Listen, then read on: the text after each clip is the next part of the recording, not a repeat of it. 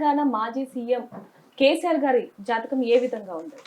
మరి కేసీఆర్ గారి జాతకం ఎట్లా ఉందయా అంటే ఆయన జాతకం చాలా అద్భుతంగా ఉంది. అంటే మహర్జాతకుడు అని చెప్పాలి. ఎందుకంటే జన్మలగ్నంలో వృషభ లగ్నంలో గురుడున్నాడు, అట్లాగే కర్కాటక లగ్నంలో చంద్రుడు స్వక్షేత్రంలో ఉన్నాడు, షష్టమ స్థానంలో శని భగవానుడు ఉచ్చస్థితిలో ఉన్నాడు. మరి కుజుడు సర్వ సైన్యాధ్యక్షుడు అని చెప్పుకున్నాం. అటువంటి కుజుడు కూడా స్వక్షేత్రంలో ఉన్నాడు కేసీఆర్ గారికి. ఇట్లా అష్టమ రాహు, ఒక మాటలో చెప్పాలంటే కేసీఆర్ గారికి నవగ్రహాల్లో 8 గ్రహాలు అనుకూలంగా ఉన్నాయి. అంటే చాలా అద్భుతమైన మహర్జాతకుడు అని చెప్పవచ్చు కేసీఆర్ గారి జాతకం.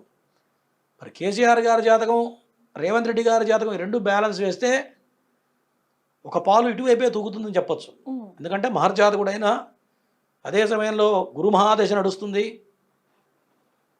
కాబట్టి ఈ గురు మహాదశ ప్రారంభమైంది, ఇక్కడి నుంచే ప్రారంభమైంది.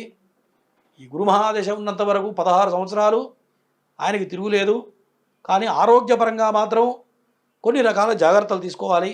ఎందుకంటే నిన్నటి వరకు అష్టమశని కంప్లీట్ అయింది. ఆ అష్టమశని ప్రభావం చేతనే ఆయనకు ఓటమి రావడం జరిగింది.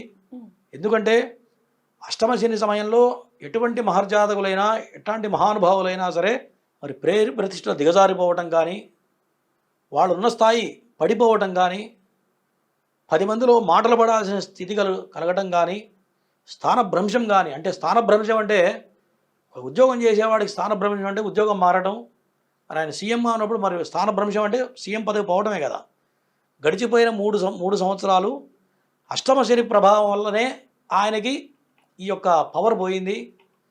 అష్టమశని ఈ రోజుతో ఉగాది పండగతో కంప్లీట్ అయింది. ఇక్కడి నుంచి రాబోయే సంవత్సరం 16 సంవత్సరాల పాటు కేసీఆర్ గారికి అద్భుతమైనటువంటి కాలం. మరి కొంతమంది అడుగుతున్నారు, కేసీఆర్ గారికి ఆరోగ్యం బాగుంటుందా, మళ్ళీ ఎలక్షన్ వరకు బ్రతుకుంటాడా అని అడిగేవాళ్ళు చాలామంది ఉన్నారు మమ్మల్ని. ఎందుకంటే గురుగారు ఈసారి వచ్చిన ఓటమి ఆయన చాలా కృంగిపోయారని చెప్పొచ్చు, జనాల్లో కూడా రాని పరిస్థితి. అలాంటిది మరి ఆ ప్రభావం ఏమన్నా ఆయన ఆరోగ్యం మీద చూపిస్తుందంటారు? అదే చెప్పబోతున్నానమ్మా.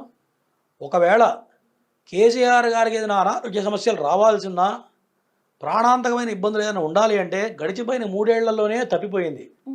ఏదైతే ఆయన కాలు ఫ్రాక్చర్ ఏదైతే అయిందో గండకాలం ఆ రూపంలో వెళ్ళిపోయింది.